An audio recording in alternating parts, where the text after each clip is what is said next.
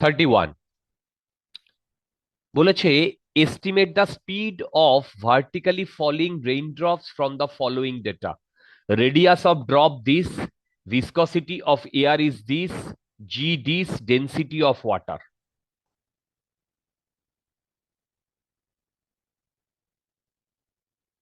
আচ্ছা, এইখানে না একটা গল্প আছে।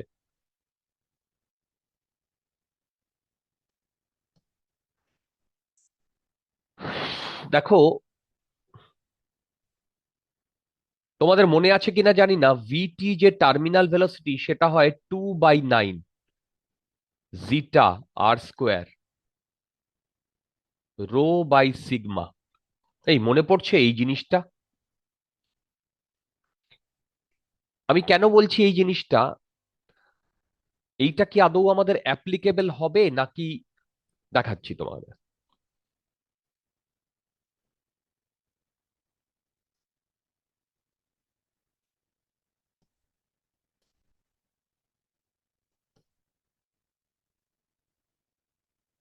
আচ্ছা, এই রেনল্ডস নাম্বারটা কিন্তু আসবে একটু পরে।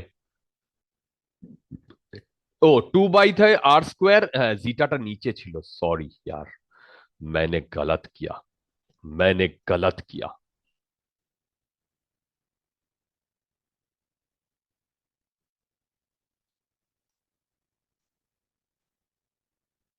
এইটা জি বাই জিটা। দেখো, এবার estimate the speed of vertically falling raindrops. এবার দেখো, এইখান থেকে যদি আমি ক্যালকুলেট করি, তোমরা আমাকে একটু ক্যালকুলেট করে বলো তো, 2/9 আর স্কোয়ার, আর স্কোয়ার কি হবে? 0.02 সেন্টিমিটার ইন্টু 10⁻⁻²মিটার। জিটা, না, হ্যাঁ জিটা মানে হচ্ছে এত পয়েজ, 1.8 ইন্টু 10⁻⁻5 হবে। দেখো, পয়েজ থেকে যদি আমরা ইসে কনভার্ট করি,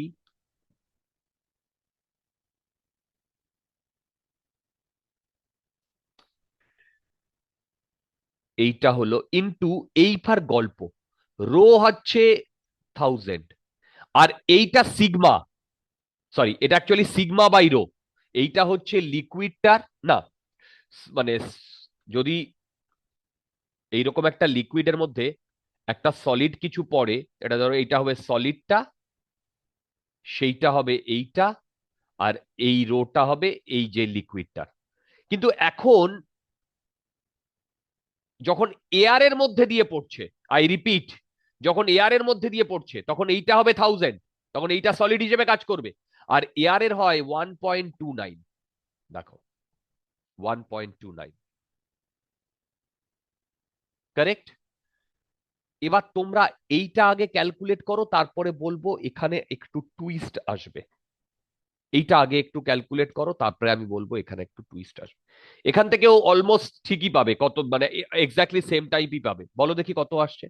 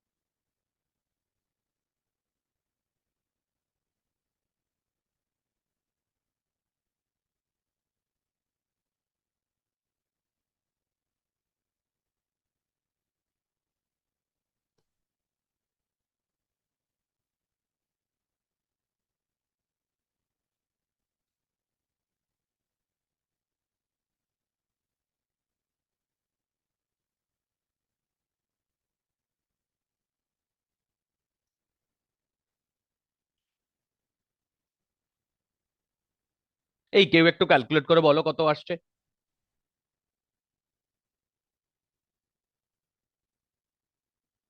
4.89 আসছে।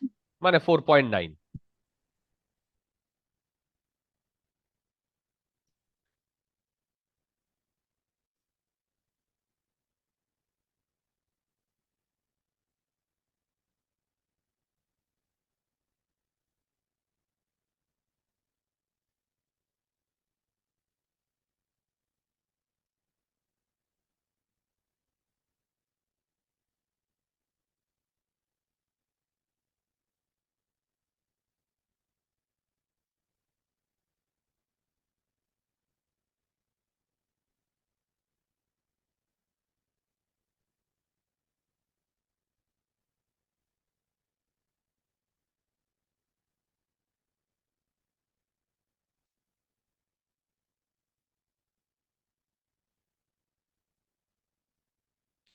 এবার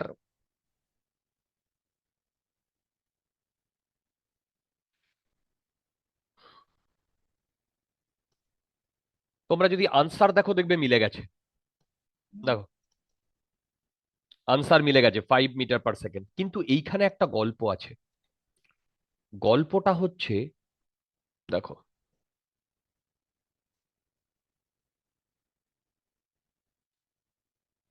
দেখো যে যখন আমি ফর্মুলাটা করেছিলাম তখন এফ ভি আমি 6 পাই আর ভিটি বসিয়েছিলাম, আর এফ বি যেটা সেইটা বসিয়েছিলাম এইটা। এবার একটা জিনিস দেখো, এই প্রবলেমটাতেই এই যে বেসিক্যালি কি হচ্ছিল, F B plus F V equal to M G. এবার এইটা তো বাউ অ্যান্ড ফোর্স। আচ্ছা বলো তো, বাউ অ্যান্ড ফোর্সে যে লিকুইডের মধ্যে দিয়ে এটা মুভ করে, সেই লিকুইডের তোমার ডেন্সিটিটা আসে। এবার এখানে কোন ফ্লুইডের মধ্যে মুভ করছে, এয়ারের মধ্যে মুভ করছে, তার মানে সেইটা আসে। এবার একটা জিনিস দেখো, এয়ারের ডেন্সিটি যে প্রচন্ড কম এই থাউজেন্ডের রেসপেক্টে, আমি সেইটাকে নেগলেক্ট করতেই পারি। দেখো আমি সেইটাকে নেগলেক্ট করতেই পারি। তার মানে বেসিক্যালি আমরা এই এফ বি কে নেগলেক্ট করে দিচ্ছি। এটা প্রবলেমে লাগবে অনেক জায়গায়। আই রিপিট, এটা প্রবলেমে লাগবে অনেক জায়গায়। তার মানে এইখানে বেসিক্যালি এফ ভি আর এম জি একে অপরকে ব্যালেন্স করছে। দেখো এফ ভি আর এম জি একে অপরকে ব্যালেন্স করছে। তোমরা বোধহয় বুঝতে পারোনি নাকি বুঝতে পেরেছো? হ্যালো, দেখো তোমরা বোধহয় বুঝতে পারোনি নাকি বুঝতে পেরেছো? দেখো, আচ্ছা যদি এটা তোমরা বুঝতে পারো তাহলে ভেবে দেখো, আমি যদি এখানে এফ বিটা নেগলেক্ট করে দিই, তার মানে ভেবে দেখো যে ভিডি সিগমা জি, যে যে লিকুইডের মধ্যে রয়েছে সেইটা ছিল এই সিগমা। অ্যাকচুয়ালি আমি একটু ইকুয়েশনটা ভুল লিখেছি, সিগমা মাইনাস রো হবে। দেখো আমাদের ফর্মুলায় কিন্তু সিগমা মাইনাস রো ছিল।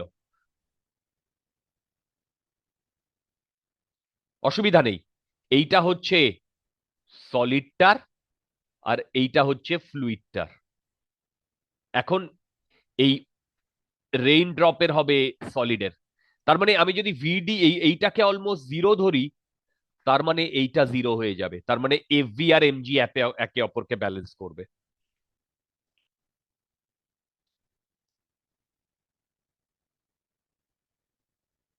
দেখো এফ ভি আর এম জি একে অপরকে ব্যালেন্স করবে, ঠিক?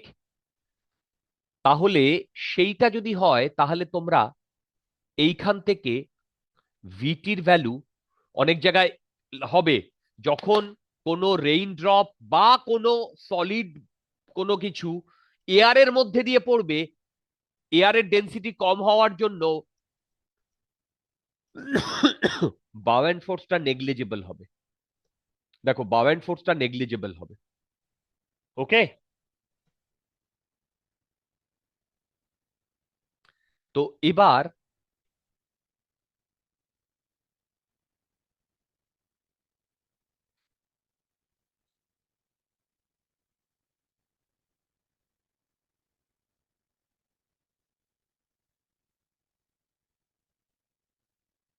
এবার তোমরা আমাকে বলো যে এইটাকে জিরো ধরে মোটামুটি কত আসবে। দেখবে ওইটা 5-এর কাছাকাছি আসবে। দেখো এইটাকে জিরো ধরে, দেখো এইটাকে জিরো ধরে অলমোস্ট ওটা 5-এর কাছাকাছি আসবে।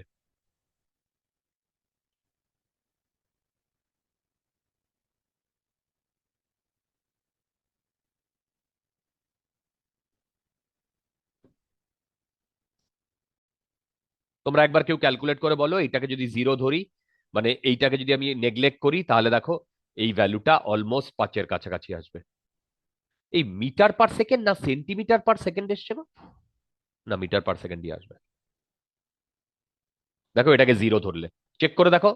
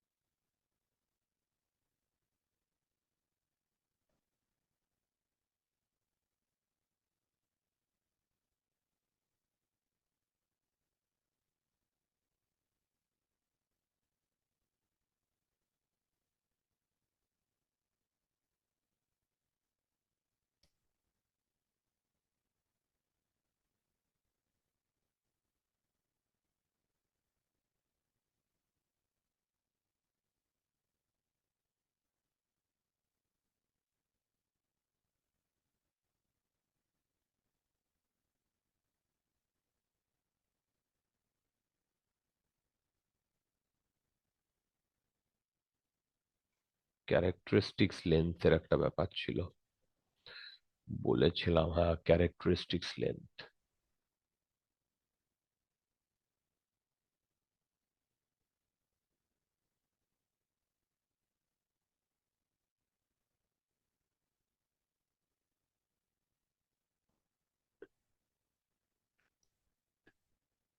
এটা একটু ক্যালকুলেট করে বলো কত আসছে। এটা যদি জিরো ধরে করো, দেখো 5-এর কাছাকাছি আসবে। না স্যার, 4.9ই এসছে পুরো। ওই প্রায় একদম, মানে যাই হোক ঠিকই আছে। বুঝতে পারলে? যদি ফ্লুইডটা এয়ার হয় তাহলে কিন্তু বাউন্ড ফোর্সটা নেগলেক্ট করতে হবে। আচ্ছা, এবার এদিকে চলে এসো।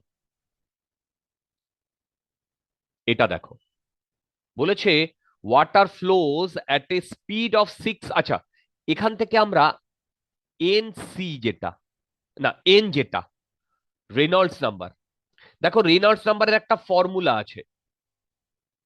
এইখানে যে রেনল্ডস ক্রিটিক্যাল ভেলোসিটি, সেই ক্রিটিক্যাল ভেলোসিটিতে আমরা রেনল্ডস নাম্বারের একটা পেয়েছিলাম। রেনল্ডস নাম্বারের ফর্মুলাটা হচ্ছে, সেটা হচ্ছে Reynolds number equal to rho v into 2r/জিটা। দেখো এই ফর্মুলাটা রেনল্ডস নাম্বার,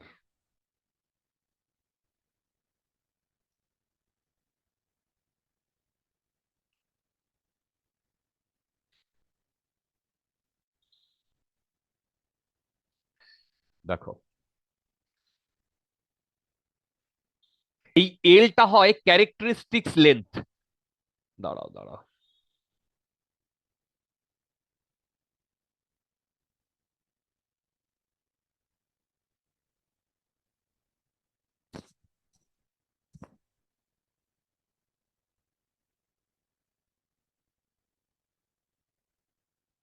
এবার দেখো এইখানে what is the Reynolds number যদি একটা পাইপের মধ্যে দিয়ে যায়। এই ফর্মুলাটা দেখো, ডায়ামিটার অফ দ্য পাইপ, দেখো এই যে এইটা rho V D by rho, এইটা হচ্ছে তোমার রেনল্ডস নাম্বারের পাইপের মধ্যে দিয়ে গেলে যেটা হয়। অরিজিনাল ফর্মুলা হচ্ছে এইটা, যেখানে এলটাকে বলে ক্যারেক্টারিস্টিক্স লেন্থ। দেখো এই এলটাকে বলে ক্যারেক্টারিস্টিক্স লেন্থ। এনিওয়ে, তাহলে পাইপের মধ্যে দিয়ে গেলে ডায়ামিটার হয়, সেইটা হয় 2r। এবার এখানে ডিটো দেওয়া আছে, ডেটাগুলো দেখো দেখো, 1000 রো, 6 × 10⁻², 2 × r, 1 × 10⁻², 0.01 × 10⁻1। এটা ক্যালকুলেট করলে কত হয় বলো? 6 × 2 = 12 কাছাকাছি আসছে। 12-র পরে কি কত আসবে সেটা আমাকে বলো।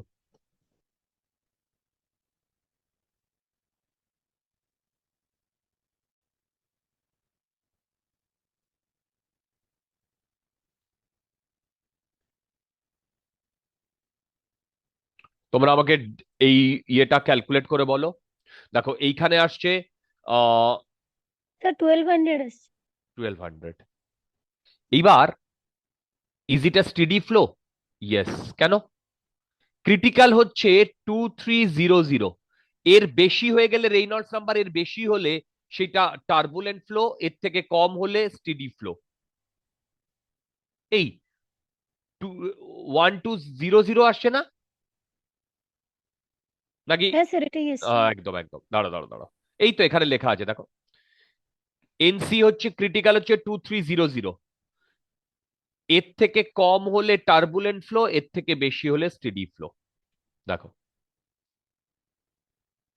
যদি আমরা বুঝতে পারি তাহলে আজকে এই পর্যন্তই রাখছি।